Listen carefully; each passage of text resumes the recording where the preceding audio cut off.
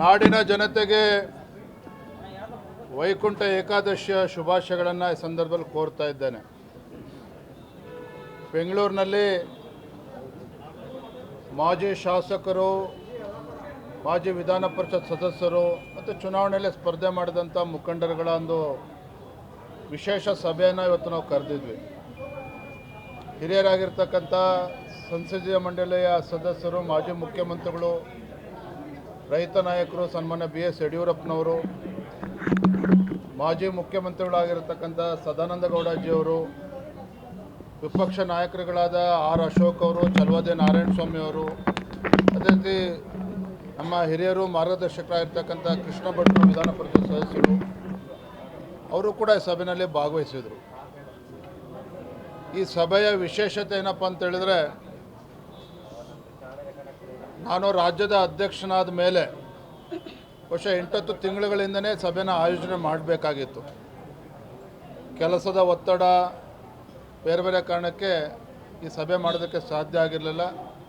ಆದರೆ ಇಂದಿನ ಸಭೆಯಲ್ಲಿ ಪಕ್ಷವನ್ನು ಹೇಗೆ ಇನ್ನೂ ಬಲಪಡಿಸಬೇಕು, ಮುಂದಿನ ದಿನಗಳಲ್ಲಿ ಎಲ್ಲ ಸಮಾಜ, ಎಲ್ಲ ವರ್ಗದ ಜನರನ್ನು ವಿಶ್ವಾಸಕ್ಕೆ ತೆಗೆದುಕೊಂಡು ಜಿಲ್ಲಾ ಪಂಚಾಯಿತಿ, ತಾಲೂಕು ಪಂಚಾಯಿತಿ ಚುನಾವಣೆಗಳು, ನಮ್ಮ ಕಾರ್ಯಕರ್ತರ ಚುನಾವಣೆ ಹೇಗೆ ನಾವು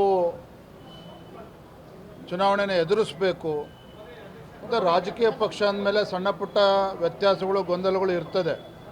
ಅವೆಲ್ಲವನ್ನೂ ಕೂಡ ಕೇಂದ್ರದ ವರಿಷ್ಠರು ಗಮನಿಸ್ತಾ ಇದ್ದಾರೆ. ಅದು ನಮ್ಮೆಲ್ಲರ ಕರ್ತವ್ಯ.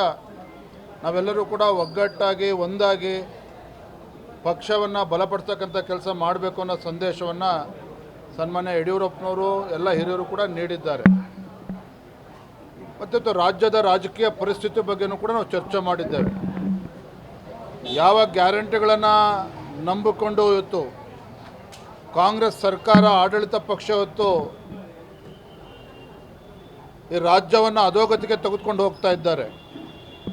ರಾಜ್ಯದಲ್ಲಿ ಅಭಿವೃದ್ಧಿ ಶೂನ್ಯ. ಇವತ್ತು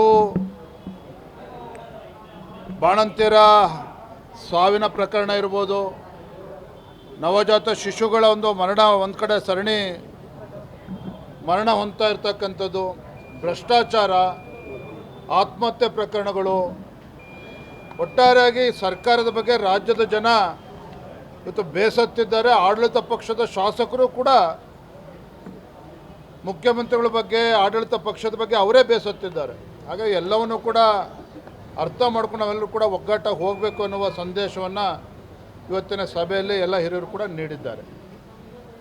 ಎಲ್ಲ ಒಂದು ಕಡೆ ಬಲ ಪ್ರದರ್ಶನ ಮಾಡ್ತಾ ಇದ್ದಾರೆ ಅನ್ನೋಂಥ ವಿಚಾರ ಮುನ್ನೆಲೆಗೆ ಬಂದಿದೆ ಈ ಸಭೆ ಮೂಲಕ. ಯಾಕೋ ಈ ಪ್ರಶ್ನೆ ಇನ್ನೂ ಬಂದಿಲ್ಲ ಅಂತೇಳಿ ನಾನು ಕಾಯ್ತಾ ಇದ್ದೆ.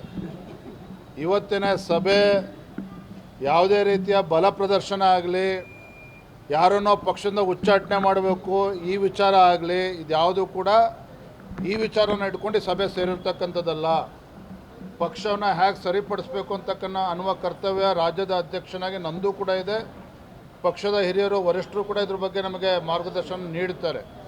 ಆದರೆ ಇವತ್ತಿನ ಸಭೆ ಇವೆಲ್ಲವನ್ನು ಕೂಡ ಬದಿಗಿಟ್ಟು ಪಕ್ಷವನ್ನು ಬಲಪಡಿಸ್ತಕ್ಕಂಥ ನಿಟ್ಟಿನಲ್ಲಿ ಎಲ್ಲರನ್ನೂ ಕೂಡ ಜೊತೆಲಿ ತೆಗೆದುಕೊಂಡು ಹೋಗಬೇಕು, ಈ ನಿಟ್ಟಿನಲ್ಲಿ ಸಭೆಯನ್ನು ನಾವು ಮಾಡಿದ್ದೇವೆ. ಎಲ್ಲ ಒಂದು ಕಡೆ ಕಾಂಗ್ರೆಸ್ನಲ್ಲಿ ಸರ್ DK ಶಿವಕುಮಾರ್ ಅವರು ಟೆಂಪಲ್ ರನ್ ಮಾಡ್ತಾ ಇದ್ದಾರೆ. ಇನ್ನೊಂದು ಕಡೆ 13ನೇ ತಾರೀಕು ಶಾಸಕಾಂಗ ಪಕ್ಷ ಸಭೆ ಕರೆಸ್ತಾರೆ. ಇನ್ನೊಂದು ಕಡೆ ಡಿನ್ನರ್ ಪಾಲಿಟಿಕ್ಸ್ಗೆ ಬ್ರೇಕ್ ಹಾಕಿದ್ದಾರೆ. ಏನು ನಡೀತಿದೆ ಸರ್? DK ಶಿವಕುಮಾರ್ ಅವರು ಇತ್ತೀಚೆಗೆ ನಡೆದ ಬೆಳಗಾವಿಯ ಅಧಿವೇಶನದಲ್ಲಿ, ಚಳಿಗಾಲದ ಅಧಿವೇಶನದಲ್ಲಿ ಸದನದಲ್ಲಿ ಮಾತನಾಡಿದ್ದಾರೆ. ಒಂದು ಮಾತನ್ನು ಹೇಳಿದ್ದಾರೆ. ಹಿಂದೆ ಪಾಪ SM ಕೃಷ್ಣ ಅವರು ಅಂದಿನ ಮುಖ್ಯಮಂತ್ರಿಗಳವರು ಮಂತ್ರಿಮಂಡಲದಲ್ಲಿ ತೆಗೆದುಕೊಳ್ಳದೆ ಇದ್ದಾಗ ಅವರು ಗುರುಗಳು ಹೇಳಿದ್ರಂತೆ, ಸಿಗಲಿಲ್ಲ ಅಂದರೆ ಒದ್ದು ಕಿತ್ಕೋಬೇಕು ಅಧಿಕಾರವನ್ನು ಅಂತೇಳಿ. ಅದನ್ನು 15 ವರ್ಷಗಳ ನಂತರ ಮತ್ತೊಮ್ಮೆ DK ಶಿವಕುಮಾರ್ ಅವರು ಸದನದ ಒಳಗಡೆ ನೆನಪು ಮಾಡಿಕೊಂಡಿದ್ದಾರೆ. ಸೊ ಆ ಮಾತಿನ ಮರ್ಮ ಏನು, ಉದ್ದೇಶ ಏನು ನಿಮಗೂ ಕೂಡ ಅರ್ಥ ಆಗಿದೆ ಅಂತ ನಾನು ಭಾವಿಸಿದ್ದೇನೆ. ಇದರ ಹಿನ್ನೆಲೆಯಲ್ಲಿ ಒಂದು ಕಡೆ ಸಿದ್ದರಾಮಯ್ಯನವರ ಪವರ್ ಶೇರಿಂಗ್ ಫಾರ್ಮುಲಾ ಏನಿದೆ, ಎಲ್ಲ ಒಂದು ಕಡೆ ಅಂತ್ಯಗೊಂಡಿದೆ ಅನ್ನೋ ವಿಚಾರ ನಮಗೂ ಕಿವಿಗೂ ಕೂಡ ಬೀಳ್ತಾ ಇದೆ. ಪವರ್ ಶೇರಿಂಗ್ ಫಾರ್ಮುಲಾ ಏನಿದೆ ಅಂತೇಳಿ DK ಶಿವಕುಮಾರ್ ಅವರು ಹೇಳಬೇಕು, ಸಿದ್ದರಾಮಯ್ಯನವರು ಹೇಳಬೇಕು. ಆದರೆ ನಮಗಿರ್ತಕ್ಕಂಥ ಮಾಹಿತಿ ಸಿದ್ದರಾಮಯ್ಯವರ ಅವಧಿ ಪೂರ್ಣಗೊಳ್ತಾ ಇದೆ ಅಂತೇಳಿ. ಹಾಗಾಗಿನೇ ಸಿದ್ದರಾಮಯ್ಯನವರು ಕೂಡ ದಾಳವನ್ನು ಉರುಳಿಸ್ತಾ ಇದ್ದಾರೆ.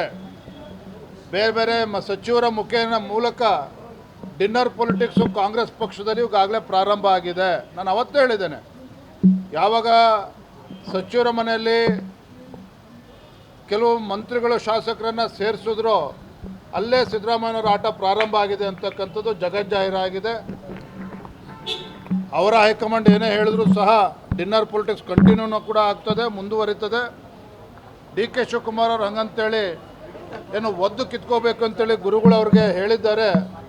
ಆ ಒಂದು ಕಾರ್ಯದಲ್ಲಿ ಅವರು ಕೂಡ ಪ್ರವೃತ್ತರಾಗ್ತಾರೆ ಅನ್ನೋದು ನಮ್ಮ ಕಿವಿ ಕೂಡ ಬೀಳ್ತಾ ಇದೆ. ಹಾಗಾಗಿ ಬರೋ ದಿನದಲ್ಲಿ ಆಡಳಿತ ಪಕ್ಷದ ಜಗಳ ಏನಿದೆ ಈಗಾಗಲೇ ಬೀದಿಗೆ ಬಂದಿದೆ, ಇನ್ನೂ ಕೂಡ ರಾಜ್ಯ ಜನ ನೋಡೋರಿದ್ದಾರೆ ಅದನ್ನು. ಥ್ಯಾಂಕ್ ಯು, ಧನ್ಯವಾದ.